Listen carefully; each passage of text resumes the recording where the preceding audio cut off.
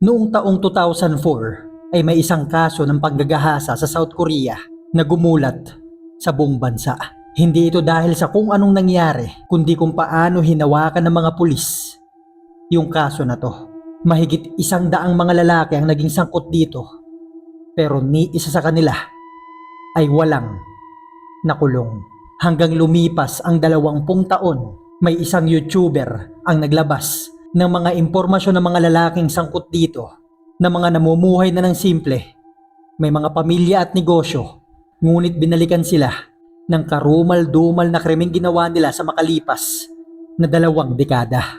Sa video na to ay pag-uusapan natin ang panghahalay ng 44 na lalaki sa isang 14 years old na babae sa Miryang, South Korea.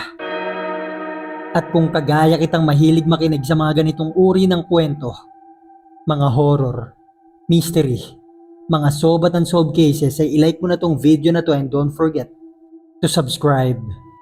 Simulan na natin ang kwento.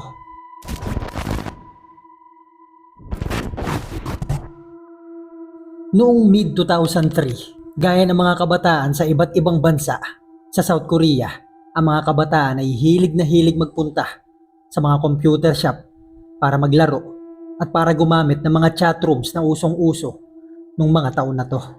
At ang isa na nga sa mga kabataan na yan ay ang 13 years old na babae mula sa Ulsan, South Korea, na tawagin na lang natin sa pangalan na Choi.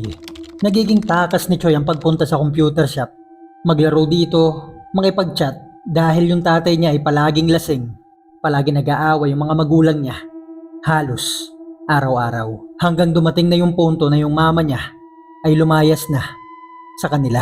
Panganay na anak si Choi, may kapatid pa siyang bunsong babae at isa pang batang lalaki. At dahil nga lumayas na yung mama nila, yung papa nila ay sa kanila na binubuntong yung galit nito. At dahil walang mapagsabihan si Choi sa mga problema nila sa bahay, ay naghanap siya na makakausap sa chatroom. At dito ay may nakilala siyang batang lalaking kasing edad niya na ang pangalan ay Kim. Si Kim ay nakatira naman sa Miryang. Mga nasa 70 kilometers ang layo nilang dalawa at sa makalipas na mga buwan ay araw-araw silang nag-uusap. Dito ay nagsusumbong si Choi sa kanya sa mga problema nila sa bahay, bakit umalis yung nanay niya sa bahay nila, at kung paanong binubuntong ng tatay nila yung galit nito sa buhay sa kanilang magkakapatid. Hanggang sa paglipas ng ilang buwang pag-uusap, noong January 2004, ay niyaya ni Kim si Choi na pumunta sa Miryang para makapagkita sila, kumain sa labas, at para lalo nila makilala ang isa't isa. Pumayag naman dito si Choi at sinet nila yung araw at oras na alis niya. Bumiyahe si Choi ng mahigit sa 1 oras papuntang Miryang mula sa Ulsan, at dito niya lang nalaman na si Kim pala ay mas matanda sa kanya ng 3 taon. Dito ay kumain sila, gumala, nagpunta sa magagandang lugar. Pagkatapos ay niyaya ni Kim si Choi na pumunta sa tambayan daw nilang magkakaibigan. Sumama naman dito si Choi at pagpunta nila dito ay napakaraming mga lalaki sa loob ng bahay na to. At dito ay nagsimula na siyang pagtripan, pagtawanan at gahasain. 3 hanggang 10 mga lalaki ang gumahasa sa kanya. Vinidyohan pa nila to at tinakot nila si Choi na kapag nagsumbong siya sa mga magulang niya, kamag-anak at kahit pa sa mga pulis, ay ikakalat nila yung video na yon sa internet. Binugbog din nila to, pinalo nila ng mga bakal at matitigas na bagay na siyang ginamit din nilang pantusok sa masiselang bahagi ng katawan ni Choi. Isipin na lang natin kung paano nadurog ang pagkatao ni Choi na naghahanap lang sana siya ng taong mapagkikwentuhan ng mga problema niya sa bahay at dinala pa siya nito sa kapahamakan. Sa makalipas na 11 buwan ay nagpapabalik-balik si Choi sa Ulsan hanggang sa Miryang dahil pinapapunta siya dito ng mga lalaki.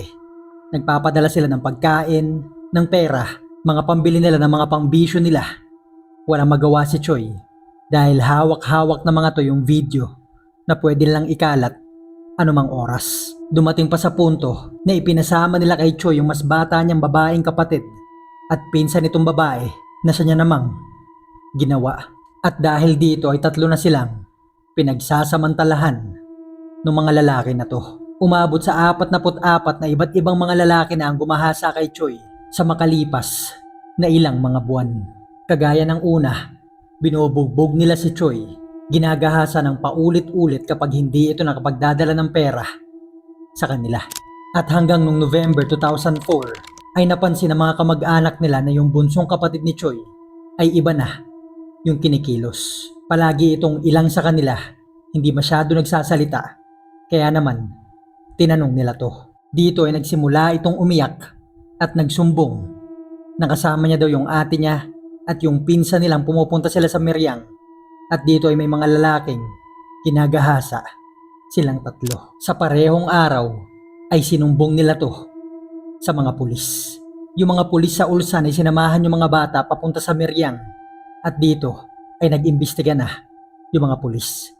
Tinanong nila ng tinanong sila Choi, gaano na ito katagal, saan ito nangyayari, at sino-sino yung mga lalaki. At sa paglipas ng mga araw ay nabulabog yung bayan ng Miriam. Dahil sunod-sunod yung mga pag-arestong nangyari dito, yung iba sa club, yung iba sa school, yung iba sa hotel, at yung iba pa sa iba't ibang street sa lugar. Umabot sa 44 na mga lalaki ang naaresto nila. At dahil dito ay stress na stress at galit na galit yung mga pulis sa Miriam. Dahil isang tahimik na bayan lang daw sila, pero nabulabog sila dahil sa kaso na to. Sa paglipas ng ilang mga araw pagkatapos ng mga pag-aresto, yung mga magulang ng mga lalaki ay binabantaan yung mga pamilya nila Choi. Dahil may pera yung mga to, sinasabihan sila na huwag nyo nang subukang sampahan ng kaso yung mga anak namin. May ilang mga reporter na rin na nagpunta sa Miriam na inire-report dito yung mga updates, yung mga nangyayari dun sa kaso, hanggang sa na-interview nila yung isa sa mga nanay ng lalaking nanggahasa dun sa tatlo. Tinanong ngayon ng reporter yung nanay na hindi ba kayo naaawa dun sa mga nabiktima. Ang sagot nito, imbis na mahiya at mag-sorry, ay bakit daw siya maaawa dun sa mga babae pati sa pamilya nito. Kami rin naman ay nahihirapan dahil sa pinaggagawa nila. Kung hindi lang sana nila inakit yung mga anak namin, di sana hindi ito nangyari.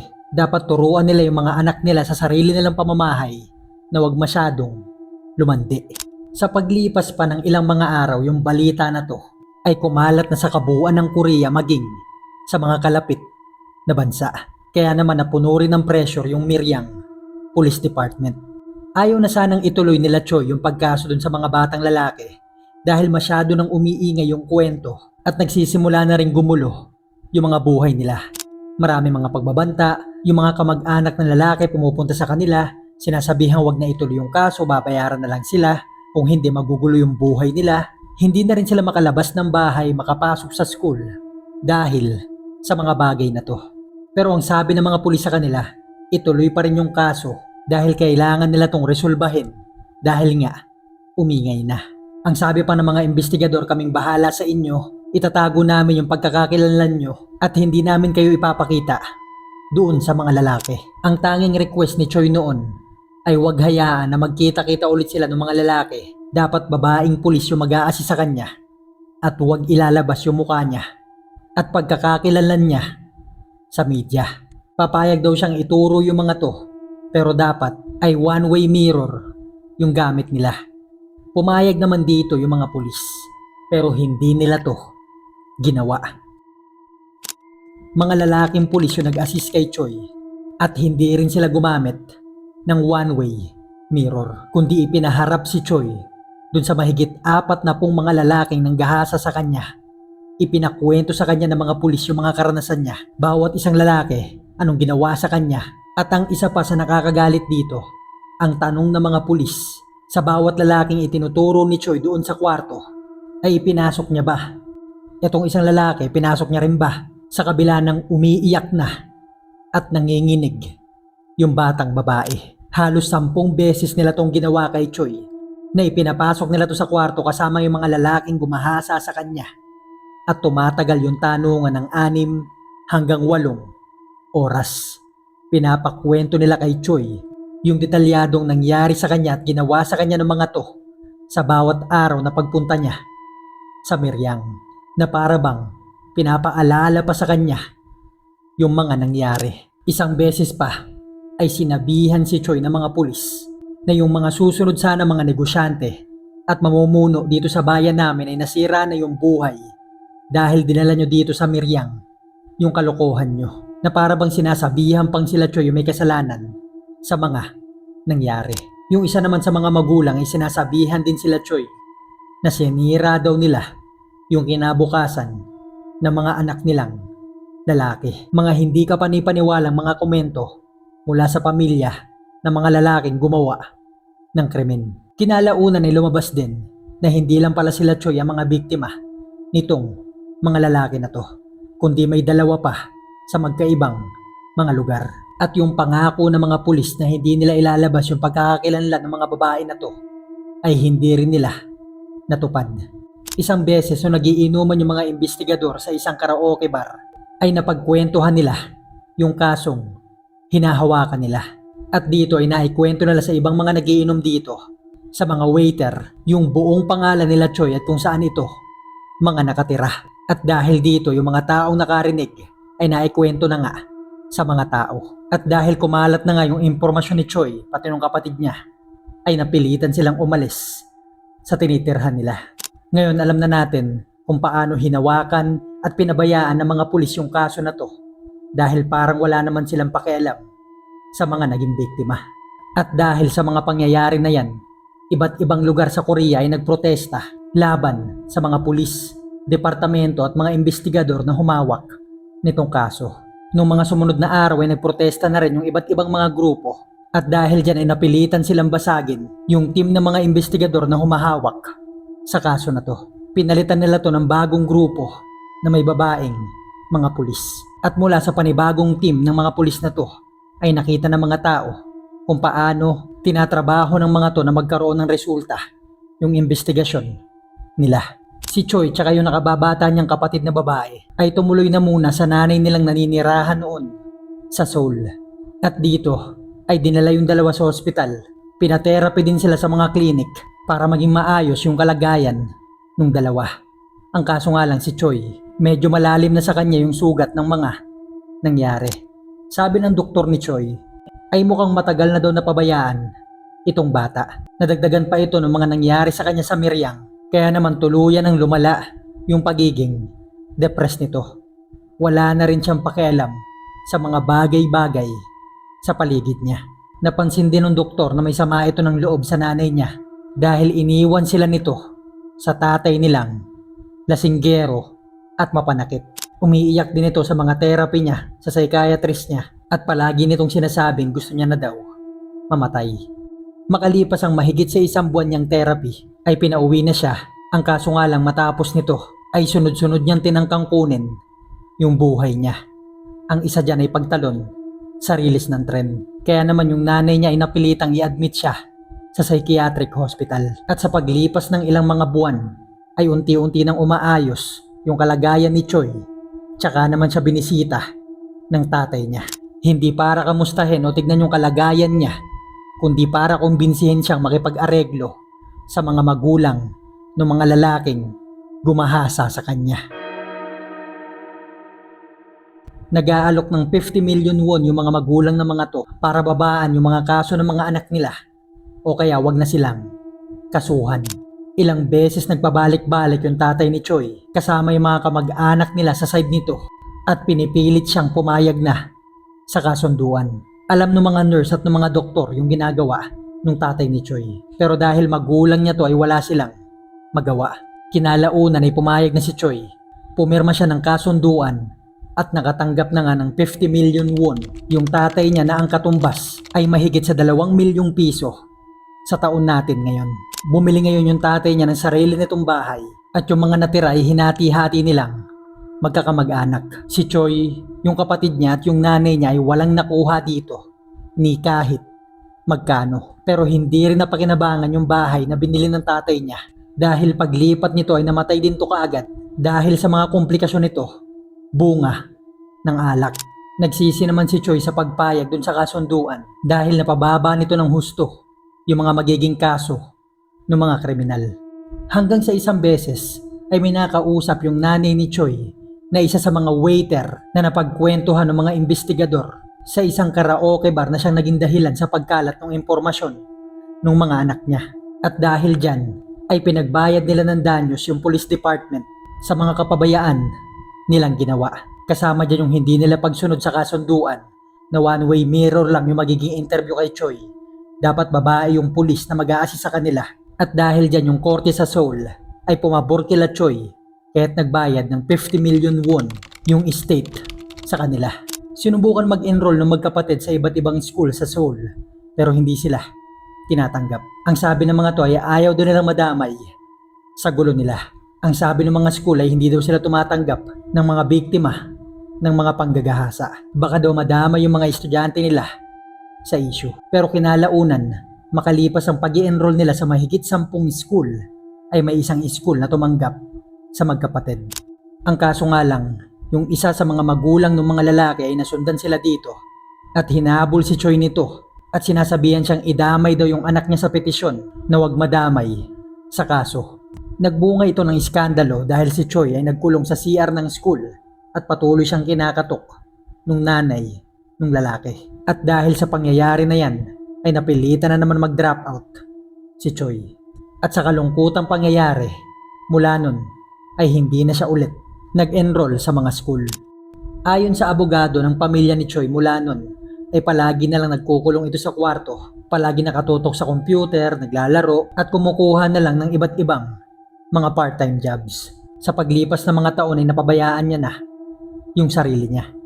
Ang total na naaresto ng mga pulis ay mahigit sa 100 mga lalaki. Pero karamihan sa mga to ay walang sapat na ebidensya para magturo sa kanila dun sa krimen.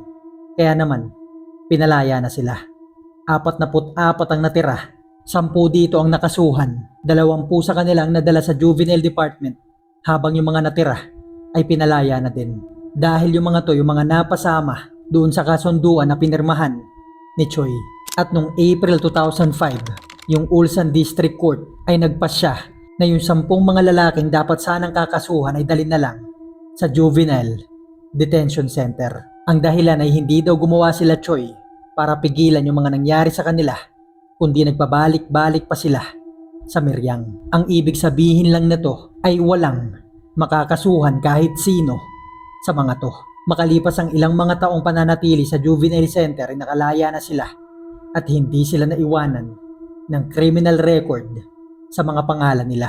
Ang dahilan nga ay dahil hindi gumawa ng paraan yung mga babae para mapigilan yung nangyari. At dito na nga natapos yung mga kaso na to, na siya nag-iwan ng galit sa mga tao dahil hindi sila makapaniwala na wala man lang nakulong sa mga lalaki na yon.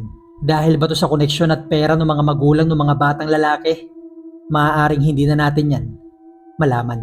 Hanggang lumipas ang 20 taon mula nung nangyari yung mga krimen na to, ay may isang YouTuber ang nag-imbestiga sa kaso na to. Dahil para bang gumawa ng krimen yung mga lalaki na to, pagkatapos nun ay hindi man lang sila naparusahan o nakitaan ng pagsisisi sa mga aksyong ginawa nila. Kaya't kung hindi sila naparusahan ng batas ay siya na mismo ang gumawa.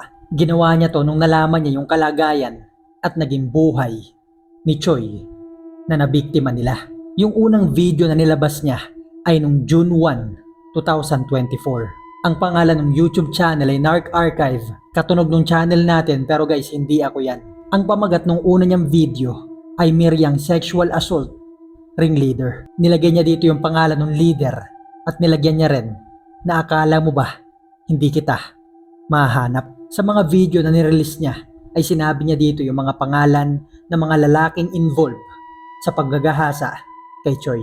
Anong trabaho ng mga to, saan sila nakatira, at anong mga naging buhay nila sa makalipas na 20 taon. Sa unang video ay pinangalanan niya dito yung leader na Park na noong 2024 ay mahigit sa 30 taong gulang na at nagtatrabaho sa restaurant ng pamilya niya. Sikat yung restaurant na to, may ilang mga influencer ang nagpupunta dito, binablog yung pagkain nila, kahit yung mga sikat na chef sa Korea ay pumupunta rin dito para tikman yung pagkain. Sa isang video vlog pa nga ng isa sa mga TV host na kumain dito ay makikita si Park na naglalakad sa likuran.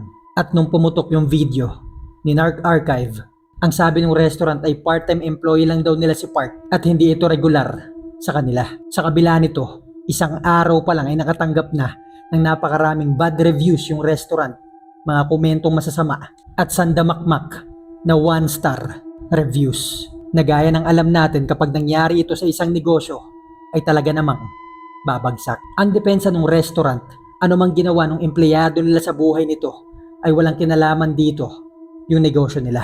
Ang kaso nga lang kinalaunan ay napag-alaman na may paglabag sa batas yung pagpapatakbo nila ng negosyo. Kaya naman, pinasarado to. 2 araw pa lang ang nakakalipas mula nung naipost yung video ni Narc Archive. Nung June 3 ay naglagay na ng tarpaulin yung restaurant na temporary close daw sila at lilipat na lang sila ng pwesto. Si Park naman ay binago yung pangalan niya at nakatira na siya ulit at namumuhay kung saan. May asawa siya at may anak na babae. Yung mga social media accounts niya ay deleted na rin. May isang babae noon no 2004 na kung ano-ano ang pinopost sa social media patungkol kay Choi. Ang pangalan ng babae na to ay Wang. Ang mga sinasabi niya sa social media ay ang papangit naman daw ng mga babaeng biktima at masyado nang umiingay yung kwento na to. Ang tinutukoy niya yung paggagahasa nga sa Miryang. Si Wang kinalaunan ay naging police officer. Sa paglipas ng mga taon ay napromote bilang sarhento. At nung nahalungkat nga ng mga tao, yung mga post ni Wang noong 2004 ay binalikan siya ng mga to. Yung website ng police department ay napuno ng mga masasamang komento na bakit daw sila nagpo-promote ng mga ganitong uri ng tao. Pwede daw pala yun, magpalit ka ng pangalan, mag-police officer, at mapopromote ka pa sa kabila ng mga pinaggagawa mo ng mga unang taon. Ang depensa ni Wang ay marami daw talaga siyang pagkakamali ng kabataan niya. Sana ay wag daw siyang i-judge sa mga pagkakamali na yun. May isa pang lalaking na pangalanan, si Narc Archive, na ang pangalan naman ay Shin. Si Shin ay nagtatrabaho na noon sa isang foreign car showroom. Mayaman, successful, nagmamay-ari ng 3 mamahaling sasakyan, may malaking bahay at mukhang masaya na. Tuwing linggo nga ay naggo-golfing pa to para mag-relax. May isang post si Shin sa social media na pinagkaguluhan ng mga tao. Ang post na yun ay picture ni Shin kasama yung mama niya at ang caption nito ay mahal na mahal niya daw yung nanay niya at sisiguraduhin niya magkakaroon ito ng magandang buhay. Nagkaroon ito ng napakaraming mga komento. At nung parehong araw ay dinelete na ni Shin lahat ng mga social media accounts niya. Pero bago yung mangyari ay nakita ng mga tao na meron pala siyang daily vlog at napuno rin ito ng mga masasamang mga komento. Kagaya ni Park, yung kumpanyang pinagtatrabahuhan ni Shin na car showroom nga ay nakatanggap ng napakaraming mga reklamo at mga masasamang mga komento. Napuno rin ito ng 1-star review sa loob lang ng isang araw. Hanggang noong June 4, yung kumpanya ay napapost na sa social media accounts nila na hindi daw nila binabaliwala yung mga ganitong uri ng reklamo. Kaya naman tinanggal na kaagad nila si Shin. Dahil sa patuloy na pagsikat ng mga video ni Narc Archive ay napakarami ng mga YouTube channel na nakisawsaw doon sa kwento. Gumawa sila ng sarili-sarili nilang mga investigasyon. Pinuntahan nila yung lugar kung saan lumaki yung mga kabataang lalaki na to. Nasaan na sila ngayon? Anong trabaho nila? May pamilya na ba sila? At yung mga bagay na to ang pinost nila sa kanilang mga YouTube channel. At dito ay napag-alaman, karamihan sa kanila ay may mga pamilya na, may simpleng trabaho at may mga anak din na mga babae. Dahil sa patuloy na pagsikat ng mga videos, yung mga lalaking magkakasama sa krimen na to noong 2004 ay kinontak na yung isa't isa sa kung paano ang gagawin nila. Yung isa sa mga lalaking sangkot ay nagpost na sa social media niya at humingi ng patawad sa mga nagawa niya. Binanggit niya pa dito na hindi niya daw maisip kung ano naging buhay ng mga biktima mula noong 2004 at alam kong hindi niyo na ako mapapatawad anuman ang gawin ko. Hindi ko makakalimutan yung mga kasalanang nagawa ko noon at alam kong dadalin ko yung konsensya sa buo kong buhay.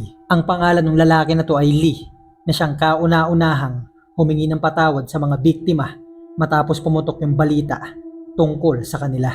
Pagkatapos lumabas yung video ni Lee, may isang lalaki pa nagpost na ang pangalan naman ay Yun. Pareho ni Lee ay humihingi rin siya ng patawad. Gaya ng sabi ko kanina ay maraming mga YouTuber ang nakisawsaw sa kwento na to. Gumawa sila ng sarili-sarili nilang investigasyon, ang kaso nga lang, may ilang mga tao silang binanggit na wala naman talagang kinalaman. Ang isa na dyan ay isang babaeng may-ari ng salon na napuno din ng 1-star review Pero kinalaunan ni napag-alaman na wala pala siyang kinalaman at hindi niya kilala yung mga lalaking sangkot dun sa krimen. Nagsimula na ring madama yung mga kamag-anak, pamilya at mga anak ng mga lalaking nabanggit doon sa video. Kaya naman kinalaunan ay napilitan ding i-delete lahat ng mga video na to. Paglipas pa ng ilang mga araw, yung Korean Sexual Violence Relief Center ay naglabas ng pahayag na mula kay Choi na ikinagulat ng maraming mga tao. Dahil pagkatapos ng napakahabang panahon na pananahimik nito ay nagsalita rin siya. Ang sabi niya ay hindi niya daw inasahan na napakarami palang mga tao ang magiging interesado sa kwento niya. Akala nila ay pag-uusapan lang ito ng ilang araw tapos makakalimutan na. Kagaya nung nangyari nung una. Nagpapasalamat siya sa mga nakisangkot at nagalit dun sa mga lalaki na parabang sa kanila ito nangyari. Dahil dito ay lumakas daw ulit yung loob niya dahil sa mga komento at suporta sa kanya ng publiko. Hanggang nakatanggap ng balita yung mga tao na pumayag si Choi na ma-interview ng isa sa mga media. Kauna-unahang beses makalipas ang 20 taon na pananahimik nito matapos mangyari yung karumal-dumal na krimen. Dito ay binanggit niya nga yung karanasan niya dun sa mga lalaki, binanggit niya yung mga pinaggagawa ng mga pulis, yung mga pangako sa kanyang hindi tinupad, at kung anong mga naging buhay niya sa mga nakalipas na taon. Nung una akala niya daw makukulong at mapaparusahan yung mga lalaki, pero kinalaunan nilalaman niya na wala palang nakulong sa mga to. Binanggit niya dun sa interview na hindi na nila kayang mabuhay magkapatid nang walang gamot sa araw-araw. Hindi na rin sila nakapag-aral at hanggang ngayon ay nag-a-undergo pa rin sila sa heavy mental health treatment. Nung tinanong siya kung ano ba mga pangarap niya noon na nasira, ang sabi niya ay hindi niya na daw maalala kung ano ang pangarap niya. Basta't ngayon ang hinihiling na lang daw nila ay makatakas na sila sa bangungot ng nakaraan. At sana ay wala nang makaranas ng mga bagay na naranasan nila sa mga lalaki na yon, sa mga pulis at sa mga magulang ng mga kriminal. Hinihiling niyang sanang wala nang makaranas nito kahit pa yung mga anak na babae ng mga lalaking gumawa sa kanila nung karumal-dumal na bagay. Mag-iwan na lang kayo ng comment kung ano masasabi nyo sa kwento na to. Thank you for watching guys. Huwag nyo kalimutan mag-like at i-click ang notification bell para ma-notify kayo sa mga susunod nating mga videos. Magkita-kita na lang tayo sa susunod na kwento.